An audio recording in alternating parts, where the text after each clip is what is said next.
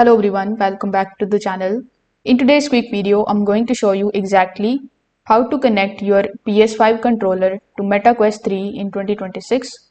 Now to begin with, the DualSense wireless controller can connect to the Meta Quest 3 using Bluetooth for supported apps and games.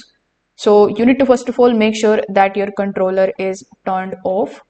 Then you just have to press and hold the PS button plus create button together until the light starts blinking blue.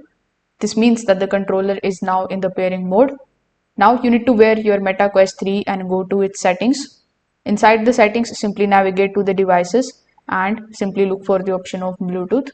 Over here, you just have to do nothing but to just turn on Bluetooth. Afterwards, you just have to select pair new device.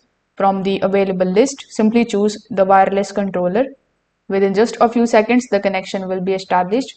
And once connected, the blinking light on the controller will stop and become stable.